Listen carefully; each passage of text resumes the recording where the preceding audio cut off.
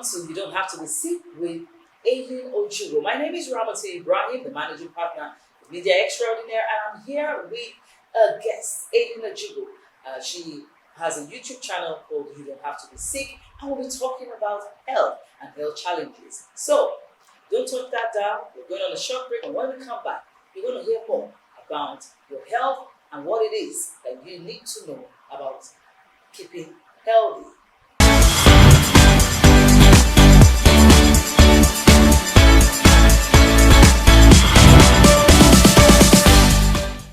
Welcome back.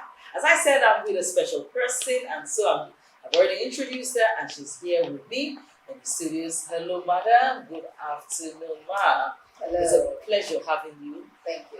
It's so wonderful listening to you and hearing your personal experiences in regards to how you were so sick, and at your age, you're almost 60, but you don't look it, and you worked on your health and you came back to sound health.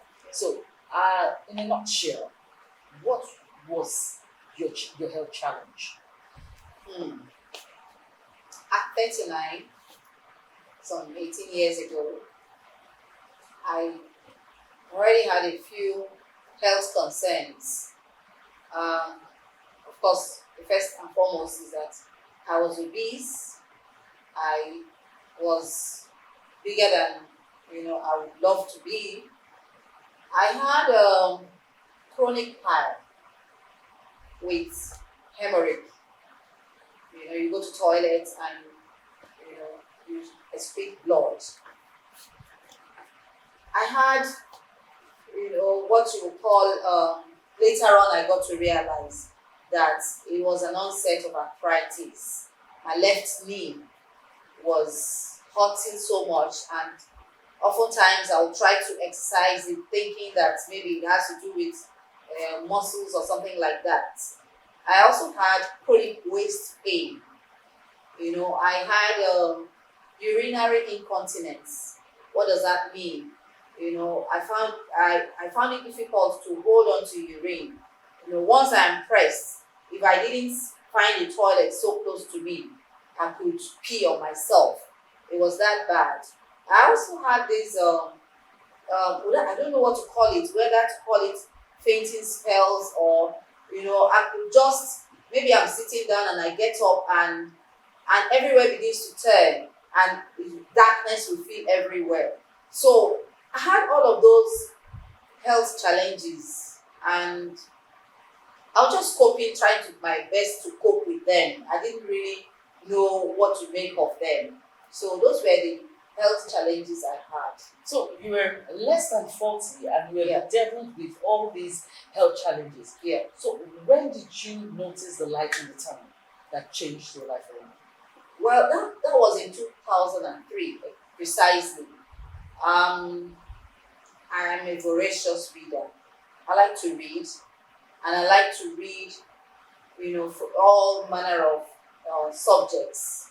So I an itinerant bookseller walked through our office one day, and then he thrust a book in my hand and he said, "Madam, buy this book." I looked at the book, I looked at the title. It was something about garlic, and I was like, I don't want to buy it.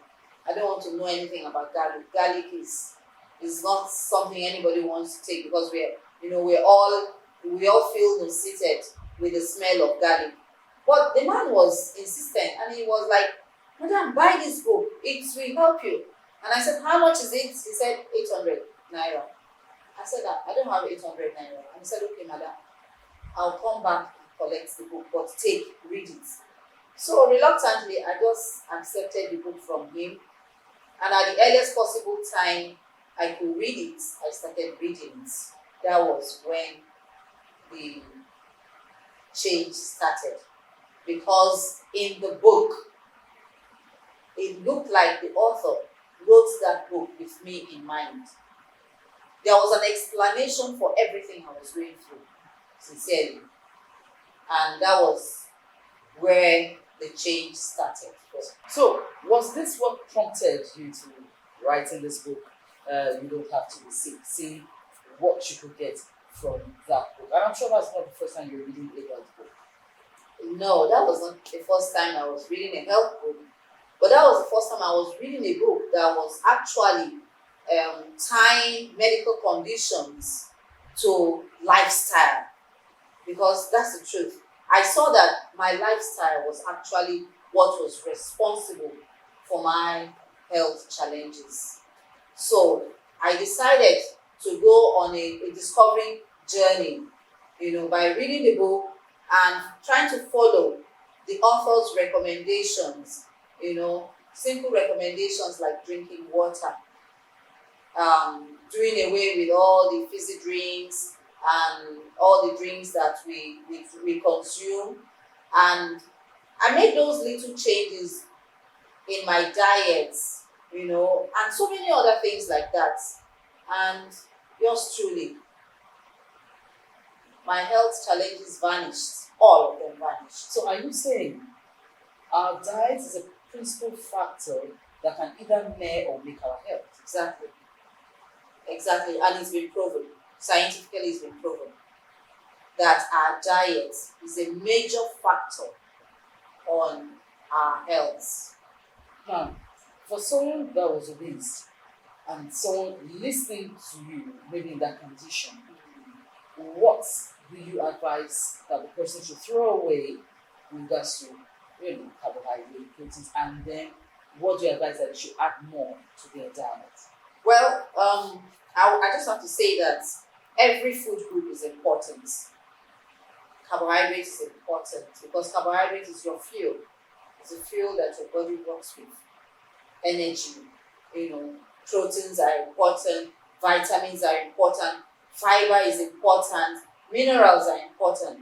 All of the food groups are important, and actually our food should actually be a mix of all of the food groups, So, however, the problem lies in the way we eat our food. Are we eating a balanced diet? You discover that much of what we eat is not whole food, plant-based diets. We concentrate so much on processed food. We concentrate so much on, processed drinks. And then we're not eating our food anymore naturally in their natural state. So simply, that was what I did. I emptied my house or my kitchen or my pantry, if you like. I emptied it of all forms of processed food. And I began to focus on whole food, plant-based diets. That was the simple thing I did. And I saw my health improve, and I saw my weight go down, and I saw myself back to good health. Fantastic. Now, some people will say, if you exercise, you can eat almost everything. It doesn't matter because you're burning out whatever you're taking. You're burning out the sugar, the calories, and all. As long as you can exercise 30 minutes or 1 hour in a day, you go to the gym or you jog. Do you agree with that? The question is, how many hours do you exercise in a day? And how many people are privileged to do that form of vigorous exercise that can help you to burn the calories you consume? Your breakfast, your lunch, your dinner. Is it practicable? Of course it's not. So anyone that says you can eat anything you want to eat because you can burn it away, that's a fallacy. It's not possible. So the point is that we need to be disciplined eaters. We need to be disciplined. And we need to actually watch what we actually put into our body system so that we do not compromise the health of the body. Okay, now your problem with regards to your health challenges was based on your diet. Yeah. Now, you were not watching what you were eating and all of that. But some have problems with their health as a result of grief. Maybe losing a loved one, and then it affects their health, they go to depression, and everything starts malfunctioning in their system. Or bitterness, or negativities. So that has nothing to do with diet in a way, because it's an internal thing affecting the health. Yeah. How do you manage that situation? Well, like you said, that doesn't have anything to do with what you eat or what you drink. That has to do with your psychological health or mental health or spiritual health, if you like. Emotional. Or emotional, yes, or emotional health. So in that regard, what do? Seek help. Seek help. Seek medical help. Seek counseling help. Seek help of maybe the family support system. So that kind of ill health, if I may put it that way, has nothing to do with your with what you're eating. So seek the help of qualified professionals to handle that area of ill health. Fantastic. Well, we've heard it all. We've heard what Mrs. ADELINEOjigho said. She says, the situations whereby your health can be marred as a result of diet and can be marred as a result of emotional, mental, physical, or psychological challenges, even financial challenges. In that regard, seek help. And she's available. She's available. We'll be putting her numbers on the screen so that you can reach her and she can definitely counsel with you. Well, we're going on a short break, and when we come back, you'll be finding more about health and the workplace. There are many people, looking at how we work here in Nigeria, especially in Lagos. You leave the house by 5 o'clock, you're coming back with the traffic and all, it impairs on the health. How can we manage such situations? We'll be right back after this break.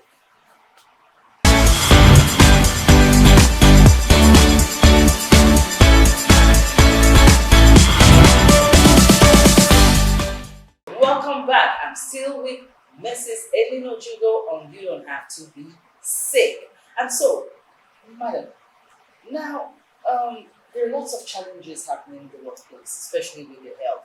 And there was this experience when I was working, and there was a colleague that just came out, sat on the table, put his head on the table, and he was gone. He was gone. He was gone. I had a client who also told the wife that he needs to go to the hospital, he wasn't feeling so. He drove to the hospital, and before you see Jack Robinson, he was gone. I mean, I know 2 people in that order that they went to the hospital and they just sat and waited for the doctors to call, and they were gone. Now, they have suffered ill health for a while. The body maybe has been complaining. Maybe they did not take notice. Now, everybody, yes, busy. You wake up in the morning, you're in traffic, you need to get to the office, you come back in traffic. How can we manage our health so that we don't collapse? It's really very important to manage our health and to pay attention. Now, there's something that oftentimes we neglect. No matter how you look at it, your body speaks to you.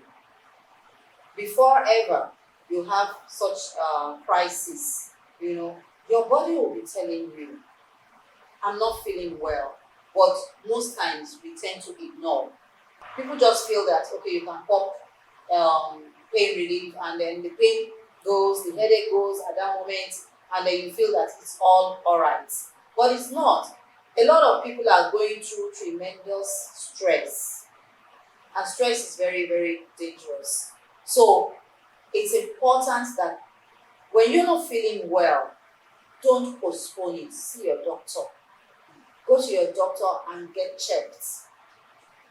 Go to your doctor and get, for your doctor to run some tests.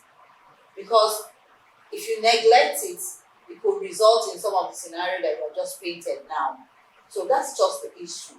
A lot of people are not healthy internally.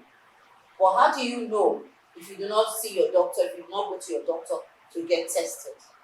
In one video, we talked about, when you're talking about exercise, you talked about cancers as a result of, that people get from the work as a result of the way they work in the workplace, sitting down for so long, and can you just concentrate on that? Yeah, research has shown that sedentary lifestyle, that is a lifestyle that is not, you're not active. Generally being physically active. Many of us are not physically active. We may think we are, but are we really? When you sit 8 hours, 12 hours in a day at work, you go home again, you sit some hours, and then the next thing you are on your bed. Is there any physical activity in all of that? Of course not. So And then you sit driving traffic you and sit, all of that. yes, Hours. whether you are driving or you are being driven, you are sitting. So physical activity, sedentary lifestyle, or physical inactivity and sedentary lifestyle, they affect our health a lot. They affect our health a lot. So what can that lead to? Oh, chronic diseases Like the type 2 diabetes. Yes. Because when you engage in physical activity and exercise, there is an optimum usage of the sugar that you put into your body, you get through your food and everything. The insulin is able to mop up. It only comes as a result of you being physically active. Some cancers like colorectal cancer or colon cancer, as we will call it, have also been linked to inactivity, sedentary lifestyle, and some other cancers like that. So, exercise is very important. Physical activity is very important to our overall health. So finally, can we know your expertise with regards to health management and how people can reach you? Oh, my expertise, like I said, already, this is what I have experienced. I've experienced it firsthand.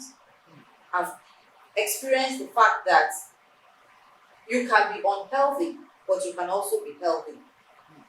Making those little changes that you need to make. And then when you do that, you see it affecting your health. So for me, nutrition is big. I do so much about nutrition. Eating healthy is big for me. Health or eating, health is like 70% of diet and nutrition. Once you can get your diet and nutrition right, you've actually got 70% of your health right. The remaining 30%, we talk about exercise, we talk about sentiment level, and all of that. So people can call you up to help them work on their Yes. nutrition and all of that. Sure. So can you tell us the benefits of this? Because some people, I'm sure, would like to get this book and how they can get the book and relate to it. Okay, so this book, for me, I felt like I needed to give back to the society. I felt like I needed to put out my own experience from a position of being unhealthy to a position of being healthy. I needed to let people to know. It's a discovery I made. I didn't want to keep it to myself. I felt that I owed posterity something. Sometimes I tell myself, I'm in this world to make an impact. I don't just want to come and go. And so the only way I could do that is to, put it down in writing so that I can impact society for good. So that I'm contributing my own quota to the industry of health. So that's why I came about this book. It took me about 8 years to write. Yes, and at the end of the day, I'm very happy that I was able to come out to do it. So yes, I can help anybody who is having issues. I can help the person maybe draw up a meal plan, recommend what the person should eat and how he should eat it and when to eat it and when not to eat it. And that's why I'm a certified coach, because that's simply what we do. Helping people, being their accountability partner, because the doctor cannot be everywhere. The doctor can diagnose, the doctor can treat, but the doctor is not with you to make you take your drugs, for example, to make you do your exercises, for example. So that's where a health coach comes in, and that's where I come in. Okay, now to nail it off with regards to dieting, people say take veggies, take fruits. Yeah. Now, do you advise that you can mix the two or it should be done separate? Because I see people mixing both veggies and fruits. Yeah, vegetables or veggies, like we call it, are very important. Our fruits are very important. But as a rule, I personally, and others may not agree, but part of the training I got is that if you want to eat vegetables, eat vegetables. If you want to eat fruits, eat fruits. Because when you combine the two, it might lead to what we call putrefaction, because digestion is like, it has digestion has to start with the easiest one, or the first that you put into your body. So when you put vegetables and fruits together, it might not have optimum digestion. So because that could lead to putrefaction. So you need to separate it. If you want to eat fruits, please eat all the fruits at once. And then if you want to eat vegetables, eat the vegetables. I always cancel that. You separate them. Fantastic. Thank you very much. We've learned a lot, and we're looking forward to having you some other time. We'll be talking about health. Okay. We've had a wonderful time together talking about health, and Mrs. ADELINEOjigho has been answering questions about health, and I'm sure you benefited one or two things. Remember, you can reach her, she can plan your diet for you, and she can give you good advice. Her address, and her phone numbers, contact details are on the screen. So to meet again, my name is Ramati Ibrahim Karibinina. God bless you.